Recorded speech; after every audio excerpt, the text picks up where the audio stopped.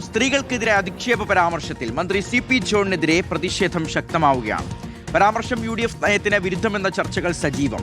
പ്രസ്താവന പിൻവലിച്ച് മന്ത്രി മാപ്പ് പറയണം എന്നാണ് പ്രതിപക്ഷ വനിതാ സംഘടനകളുടെ ആവശ്യം.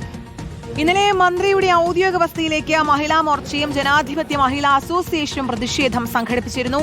TV പ്രസാദ് ഉണ്ട് വിശദാംശങ്ങളുമായി. പ്രസാദ്, എന്തായാലും ഇന്നലെ മന്ത്രിക്ക് ആ ഒരു നാക്കുപിഴ എന്നൊക്കെ പറയാൻ പറ്റുമോ എന്ന് അറിയില്ല, അത് സംഭവിച്ചിരിക്കുന്നു. എന്തായാലും വലിയ തരത്തിലെ പ്രതിഷേധമൊക്കെ ഇതിനകം തന്നെ ഉണ്ടാവുന്നുണ്ട്. പ്രതിപക്ഷം പ്രതിഷേധം കനപ്പിക്കാനുള്ള സാഹചര്യമാണ്. പക്ഷേ മന്ത്രിയുടെ ഭാഗത്തു നിന്നുള്ളൊരു വിശദീകരണം വന്നത് അത്ര തൃപ്തികരമൊന്നുമല്ല.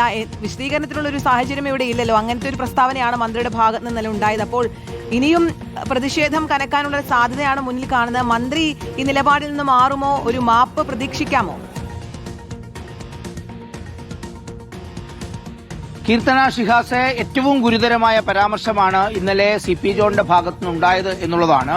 അതായത് അതിദരിദ്രരായി അഭിനയിക്കുന്ന ചില സ്ത്രീകൾ ട്രാൻസ്പോർട്ട് ബസ്സുകളിലേക്ക് തള്ളിക്കയറുന്നു എന്ന പ്രയോഗം യഥാർത്ഥത്തിൽ എന്താണോ UDF വിഭാവനം ചെയ്ത് അതിന് നേരെ ഘടകവിരുദ്ധമാണ് എന്നതാണ് അതിലെ പ്രധാനപ്പെട്ട കാര്യം. അതായത് എത്ര വലിയ ശമ്പളമുള്ള ആളുകൾക്കും പൂർണ്ണമായും സൗജന്യമാണ് എന്നതാണ് UDFന്റെ നിലപാട്. സ്ത്രീകളാണെങ്കിൽ ഓർഡിനറി ബസ്സുകളിൽ പൂർണ്ണ സൗജന്യം. ആ സമയത്ത് തന്നെ ഒരുപാട് വിമർശനങ്ങൾ ഉയർന്നതായിരുന്നു. അത്രയും ശമ്പളം വാങ്ങിക്കുന്നവർക്കൊക്കെ ഈ സൗജന്യം കൊടുക്കേണ്ട ആവശ്യമുണ്ടോ എന്ന ചർച്ചയൊക്കെ ഉയർന്ന സമയത്ത് അങ്ങനെയല്ല UDFന്റെ നയം.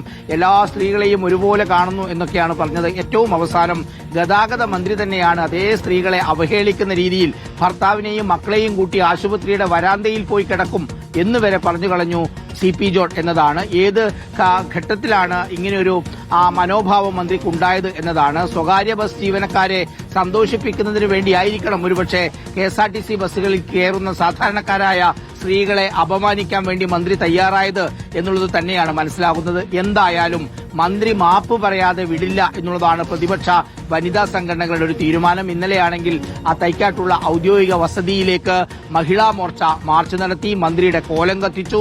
ജനാധിപത്യ മഹിളാ അസോസിയേഷനും ശക്തമായി പ്രതിഷേധിച്ചു. മാത്രവുമല്ല, പല കോണുകളിൽ നിന്നും അതിരൂക്ഷമായ വിമർശനമാണ് സി.പി. ജോണിനെതിരെ ഉയരുന്നത് എന്നതാണ് ഇതിലെ പ്രധാനപ്പെട്ട കാര്യം. പ്രതിഷേധം തുടരുക തന്നെയാണ്. അതാണ്, വലിയ വിമർശനങ്ങളാണ് മന്ത്രിയുടെ ഈ പരാമർശത്തിനെതിരെ ഉയർന്നുകൊണ്ടിരിക്കുന്നത്. എന്തായാലും ഇതിൽ മാപ്പ് പറയണം, മന്ത്രി മാപ്പ് പറയണം എന്നുള്ളൊരു ആവശ്യമാണ് പ്രതിപക്ഷം അടക്കമുള്ളവർ ഉന്നയിക്കുന്നത്. TV പ്രസാദാണ് വിശദാംശങ്ങൾ നൽകിയത്.